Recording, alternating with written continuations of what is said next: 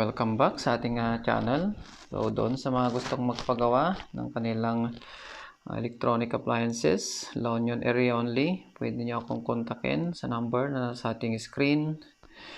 So yung ating gagawin ngayon ay isang Pensonic 32 inches na ginawa ko na noong October 3, 2022.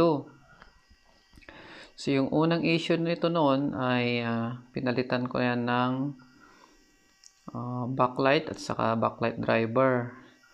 So ngayon naman, ang problema niya ay okay yung backlight pero walang display. So makita nyo yung ginamit na panel, China panel. Yung Samsung pero China.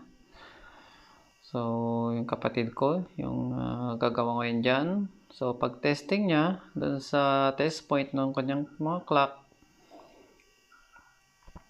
meron siyang nakuhang 538.6 doon sa right side. Dito naman 538.9. So mas mataas dito sa left side ng 0.3 ohms. So matik na yan. Ang problema ay sa right side. So doon na tayo magpo-focus. So baling gagawin niya dito ngayon ay ikakat niya yung may problema na pares ng kanyang clock, and then tatanggalin niya yung leak via short killer. So bali may mga nauna na akong video na inayos yung mga ganitong China panel na ginamitan lang ng short killer. So ngayon ulitin na naman natin. So ang kagandahan lang dito sa natin sa pag-short killer, kung sakaling kung sakaling bumalik, marami pa tayong option. Halimbawa ito, short killer natin yung sa right side. Tapos kapag bumalik, halimbawa wala pang isang taon, buwan lang, pwede na nating hindi natin siya singilin pag nag-back job, diba? Maliban lang kung inabot naman ng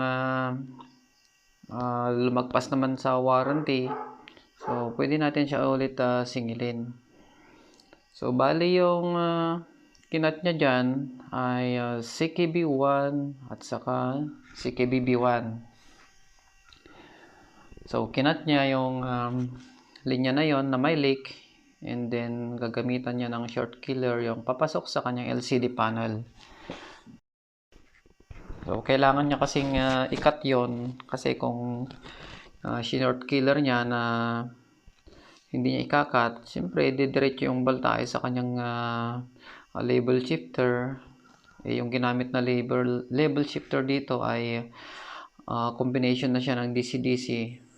Kaya sigurado masusunog yon pag hindi niya in-isolate. Kaya cut muna, and then yung papasok sa ating LCD panel, yung short killer. So yung iba ginagawa natin ng ganito, meron din yung hindi naayos, kasi yung pag short killer natin, yung linya na yung bumibigay, open yung linya. So pag ganon, matanggal man natin yung pagkatapos nating short killer at natanggal naman yung short, pero pag testing natin ay nagka-fine lines, ibig sabihin naputol yung natin, yung linya natin na papasok sa panel. Kaya ayun, nagkaroon siya ng fine lines. So pansinin nyo dito yung gagawin niya. Umpisan muna niya sa mababang voltahe. So yun, nasa 47 volts DC, and then yan. So mas sa mababang voltahe muna yan hanggang sa pataas. So bali yung ginagamit ko na short killer hanggang 73, 74 yung niya.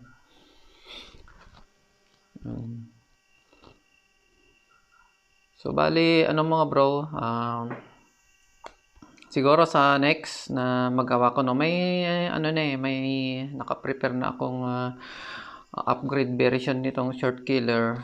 Yung siya, yung meron siyang relay.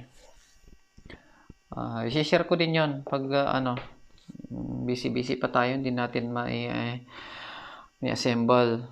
So, mas maganda yon. At pag labas natin yon, sigurado matutuwa yung natin, yung basher natin.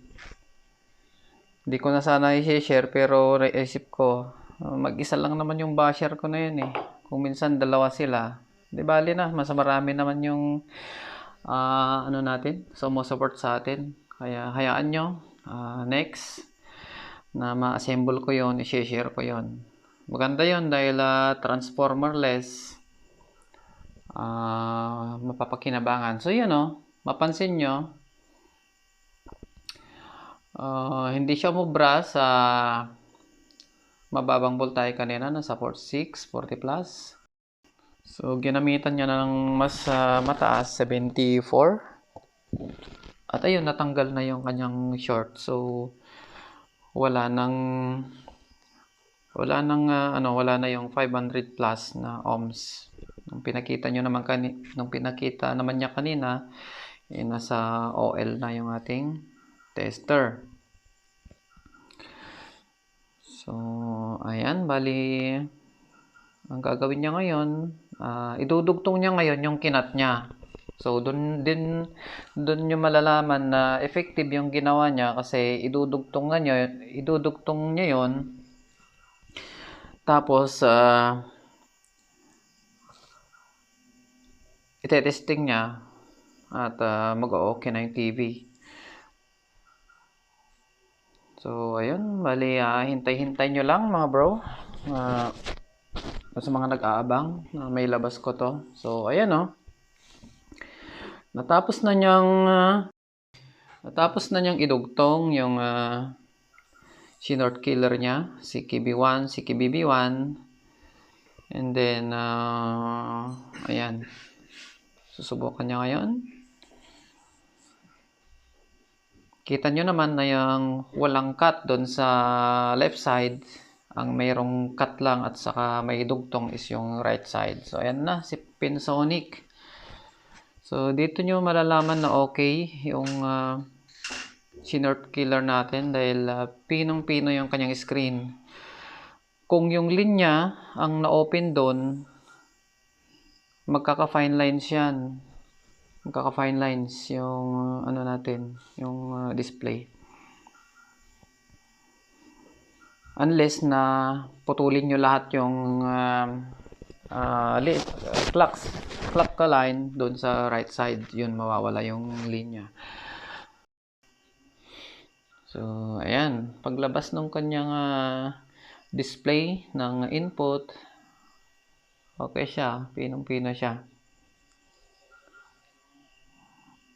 So, dahil gumana siya sa short killing, once na bumalik at under warranty pa, at least meron pa tayong option. Then, ito lang yung kagandahan sa short killing.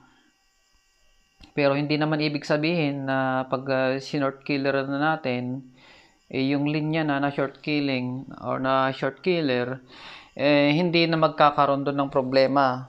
May posibilidad na magkaroon ulit ng problema kasi mahaba-haba din yung linya na yan. Simula doon sa cutting natin, papasok sa panel. Lalo na doon sa maggilid-gilid na yon ng panel, doon magkakaproblema. So, ayan, nasaraduhan na niya. And then, pakita natin ang close-up, yung kanyang panel. Pinong-pino siya. Ayan, malinis na malinis. So, parang walang nangyari. So, bali, yung mga una ko pang nagawan ng ganito, short killer, mga ilang buwan na yon, wala pa namang bumabalik, pero once na may bumalik, gawan natin yun ng video. Yung iba, lumagpas na din sa 6 months. Yung mga ibang ginawan natin. ng short killing method. So, ayan, doon sa mga bago pa lang sa ating channel, hindi pa nakapag-subscribe, please subscribe, pa-like na din ng ating video, pa-share sa iba para makatulong.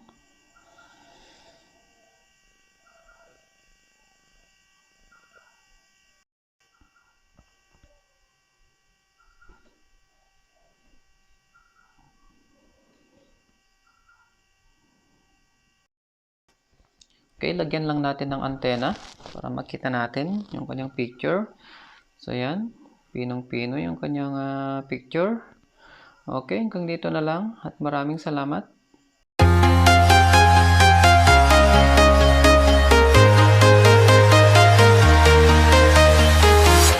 I'm walking alone the streets